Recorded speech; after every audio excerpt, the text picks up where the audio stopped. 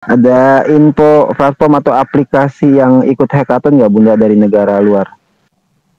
Ya, wah banyak itu. Kalau dari luar Afrika punya BSMK apa itu ya? Ah, banyak duta-duta juga, duta luar itu banyak loh mereka. Ah, makanya ada salah satu lagi ya, dari Cina punya ini. Itu saya ada digabungkan di dalam grup mereka, ya kan? Nah, itu pernah lihat nggak waktu foto masa kuliah Bapak Dr. Nicholas Kokali sama Bunda Cheng Dovan sama ada satu cewek rambut pendek di sebelah. Pernah ada yang lihat kah? Belum saya Bunda. Ada yang beredar di Facebook itu awal loh, yang waktu Bunda Cheng Dovan itu pakai jaket hitam, baju olahraga gitu kan, sebelahnya Bapak Nicholas Kokalis, sebelahnya ada satu cewek rambutnya pendek itu loh. Nah itu dia punya project. Iya, berarti ya seperti dulu pernah saya sampaikan ya, kalau kita hanya melihat ke circle yang ada di sini-sini saja atau di Indonesia saja, kita update informasi ya jauh banget ketinggalannya gitu. Jadi Iya, yo, saya ditambahkan loh ke grup mereka ini. Untung Telegram saya kan premium, jadi biar mereka mau bahasa Cina atau apa, langsung ke bahasa Indonesia. Iya toh? iya Bunda. Jadi ya sesekali gitu kan, kita lebih melihat jauh lagi kayak teman-temannya Dokter Nicholas Kokalis, otomatis kan paham soal proyek ini gitu kan. Ya, kita nggak bisa ngelihat kayak ke Ibu Dorisin saja, karena Ibu Dorisin juga punya teman-teman yang pasti juga tidak kalah lebih hebat dan lebih luar biasa lagi dari Ibu Dorisin. Jadi sebetulnya ya karena besar gitu kan. Nah, mungkin karena saking besarnya itu sehingga kita tidak sampai untuk sampai ke sana. Iya, saya ditambahkan ke dalam grup mereka. Jadi mereka bilang, welcome GCV Ambassador Indonesian, Miss Iga Woman, gitu kan. Jadi saya juga terima kasih banyak session ini. Saya bilang terima kasih banyak saya sudah ditambahkan di sini gitu. Ya, saya cuma pantau-pantau aja dulu, gitu kan. Mereka mendukung GCV loh. Iya, saya sih paham Bunda. Karena apa? Karena sekalipun yang tadi Bunda katakan itu ada perempuan berambut pendek foto bareng sama Dokter Nicholas Kokalis dan Dokter Cheng Diopan gitu. Terus Bunda terhubung dengan grup beliau seperti itu, ya tidak mungkin gitu istilahnya untuk membocorkan lebih jauh lagi soal GCP Kuar-Kuar karena mereka cukup tahu saja gitu. Ya kalau misalkan itu teman atau misalkan saudaranya dari pendiri Play Network gitu, sama akan ada istilah kode etik gitu. Apa yang harus disampaikan, apa yang tidak. Tapi ya pasti tahu kalau soal GCP. Ya itu. Namanya ini siapa itu? Pokoknya nanti saya kirim ke Mang Adon ya. Oke Bunda, siap. Ada itu yang fotonya rambut pendek itu loh. Itu saya ada kirim itu. Nah, itu orangnya. Jadi saya juga ada di beberapa grup Cina ya. Ya, mereka semua dukung GCV terus. Ya, kalau duta-duta global, grup global otomatis sudah pasti ya GCV itu loh. Ah, tapi yang saya kaget tadi, dari kemarin, kok saya ini sering dimasukkan ke grup Telegram pesugihan. Itu apa sih kok ada ayam-ayam hitam? Aduh, Itu masuk diatur apa? diatur Bunda di pengaturannya itu Oh, ada saya itu. nggak bisa Jadi karena gini loh, Telegram saya ini kalau setiap duta bikin grup otomatis nambahkan saya, iya kan? Jadi tidak bisa itu saya privas, itu loh Mang Adon. Jadi saya heran, sudah saya keluar, pertama saya masuk, kok ada kepala-kepala ayam, saya baca grupnya pesugihan. Saya keluar, pagi keluar, siang belum sampai siang, sudah masuk kembali lagi. iya, karena kan kalau misalkan selama itu terbuka secara publik ya siapapun dapat menambahkan Bunda. Tuh mau santet mau pesugihan ya bisa. Astaga, Bisa itu banget Bunda. pesugihan. Oh, saya lihat Pak Hengki ada duduk di situ senyum loh. Kabur saya keluar lagi, masuk lagi. Aduh, grup pesugihan. Tapi itu nggak benar kan yang pesugi-pesugi itu? Ya, itu orangnya Mang Adon. Itu sepertinya nggak lama-lama banget Bunda fotonya. Ya Ya itu masih sekitaran masih dua tiga setelah tiga tahun, iya 2 tahunan. iya belum lama itu. Ya artinya kan kalau memang Bunda bisa terhubung dengan beliau kan jelas ya bahwasanya beliau sendiri kan sudah foto bareng dengan dokter Nikolaus Kokalis dan dokter Cheng gitu. Itu ya tidak mungkin kalau tidak ada obrolan kan. Tapi ya cukup tahu saja gitu. Iya, Kalau saya memang cuma pantau-pantau aja. Saya memang mereka dukung GCV gitu loh. saya sendiri nggak heran Bunda kenapa komunitas Cina itu sangat besar gitu. Karena ya selain dokter Chengnya sendiri itu dari Cina gitu kan. Sampai saya punya bahasa Cina itu sebagai anak emasnya itu. Ya karena apa? Dari seorang dokter Cheng itu pasti memiliki link yang tidak sedikit di Cina itu sendiri gitu. Yang artinya dari satu link saja atau satu teman atau misalkan ya ini kan apa namanya ya secara logika saya aja gitu. Dokter Cheng itu kan contoh ya ini contoh saja saya anggap tapi masuk akal. Dokter Cheng sekolah misalkan TK di mana, SD di mana, SMP di mana, SMA di mana. Nah, kalau namanya sudah tinggi seperti sekarang ini, tuh, itu kalau menurut saya nggak mungkin kalau beliau tidak terkenal tanda kutip di jajaran alumni yang pernah beliau sekolah. Itu satu. Nah, dari deretan para alumni misalkan dari SD sampai SMA saja, itu juga pasti akan lebih menyebar lagi gitu loh. Kita nggak usah bicara yang ke universitasnya ya gitu, karena kan itu udah di Amerika lah.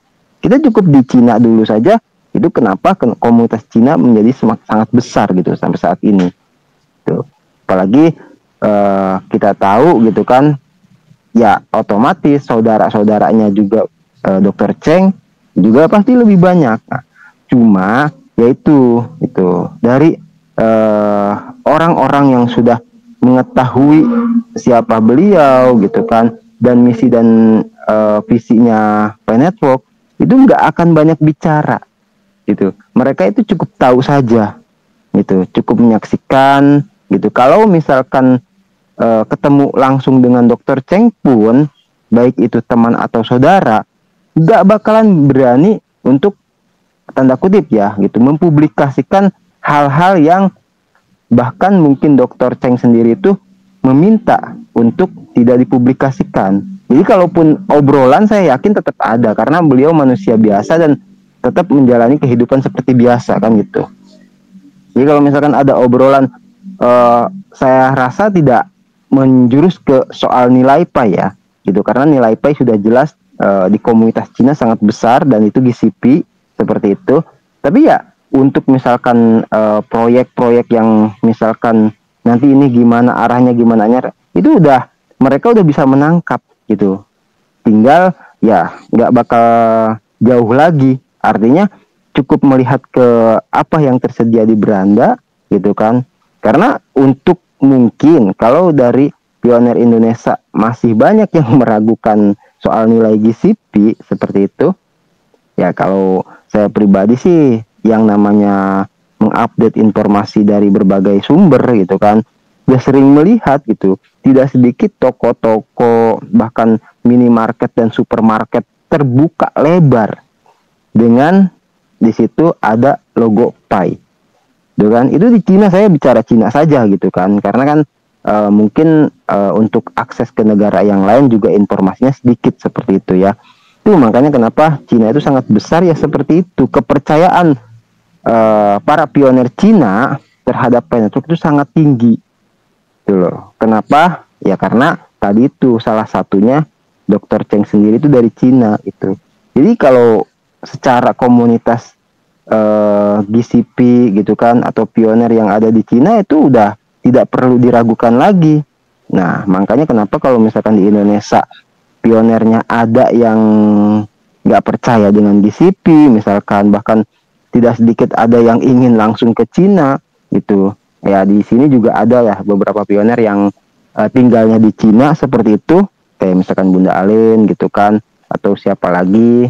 Itu ya mereka mungkin ketika jalan kemana gitu kan, ketemu sama pioner, itu nggak bakal banyak bicara ya karena sudah menyaksikan langsung gitu, sudah merasakan langsung, sudah menyaksikan langsung, ya tinggal mengikuti aja proyek ini gitu. Beda dengan yang maaf ya yang tidak merasakan secara real, tidak mendengar, tidak melihat gitu kan, maka akan terus menerus meragukan gitu. Apalagi kalau misalkan untuk saat ini itu tidak banyak yang Pikortim sampaikan, maka kalau kita tidak, istilah saya ya, menjadi pioner sejati, maka akan pesimis. Ini proyek kok jangka panjang banget gitu kan, ini kok sampai kapan selesainya, ya itu gitu loh. Jadi ya kalau menurut saya ya, ini kita sudah bersyukur gitu, ada ya perwakilan seperti Bunda Noni atau Bunda Lin dan yang lainnya bisa terhubung dengan Duta GCP Global. Ya kalau kayak Duta GCP ya global khususnya, ya itu kenapa sampai bisa yakin, bisa mantep, ya karena langsung merasakan interaksi langsung dengan yang ada di berbagai negara gitu. Maka semangatnya tidak akan pudar, wajar gitu. Beda dengan misalkan pioner yang hanya mengupdate informasi gitu, hanya pembahasan saja gitu kan, tutorial cuman sedikit gitu. Ya maka beranggapan bahwasanya P-Network ini kok gini-gini aja. Nah, itu bedanya ya. Jadi tidak bisa disamakan gitu. Jadi kalau gimana kalau misalkan kita ingin tetap semangat, ya ini salah satu contohnya. Gabung di obrolan X gitu kan, kumpul-kumpul dengan komunitas pioner, tanda kutip ya, yang mengarahkan ke arah positif lah.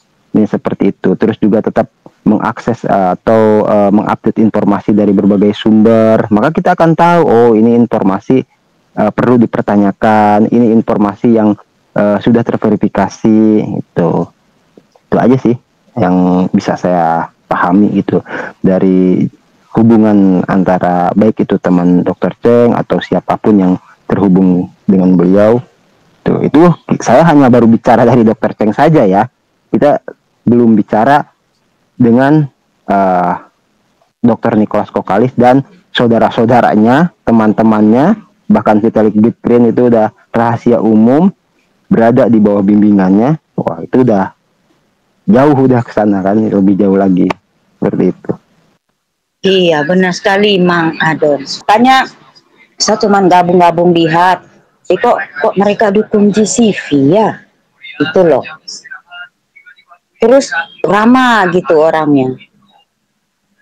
September 2000. Ya, banyaknya yang ngomong aneh-aneh itu kan, ya saya maaf ya. Ya karena Bunda sendiri kan yang tadi bilang ramah gitu. Kalau saya perhatikan, misalkan tadi beliau orangnya ramah, ya itu kan foto bareng dengan Dr. Nicholas Kokalis dan Dr. Cheng gitu. Saya tidak tahu beliau teman atau saudara, tapi saya rasa beliau orang berpendidikan gitu loh, yang bisa diartikan itu kan SDM-nya tinggi gitu loh. Makanya saya tidak heran orang mau ngomong kayak gimana terhadap P-Network, mau bully atau ngomongin macam-macam. Makanya kan ada istilah apa namanya ya, semakin tinggi itu seperti padi gitu kan. Maka padi itu ketika matang gitu kan, menguning, maka dia akan nunduk itu. Makanya maksudnya semakin merunduk, semakin rendah hati. Kalau bicara juga ya hati-hati, tidak sampai menyinggung perasaan orang lain. Itu kan karena apa? Ya karena dia berisi gitu. Maksudnya berisi itu tentang pengetahuan dan keilmuannya, bagaimana cara dia untuk tidak menyakiti orang lain, itu kan, baik dengan perilaku atau ucapannya. Itu disebut berisi. Ya kalau misalkan ada istilah dari slang, tong kosong nyaring bunyinya, ya entah gitu kan. Gitu loh. Saya tidak membanding-bandingkan siapapun, tapi ya kalau dibahasakan ya kita ambil pelajaran dan hikmahnya gitu loh. Siapapun manusia itu fitrahnya itu bagus, fitrahnya baik gitu kan. Cuman ya kalau ibarat ada istilah manusia juga dibentuk dari lingkungannya misalkan atau dari pertemanannya, ya itu bisa pengaruh gitu. Dengan siapa kita kumpul. Ya ada istilah misalkan kalau kita ikut dengan orang yang dagang minyak wangi, ya kita kebagian wangi gitu kan. Ya kalau misalkan dagang dengan contoh tukang ikan, ya mungkin kita akan jadi bau amis gitu. Ya, jadi dengan siapa kita kumpul, gitu kan?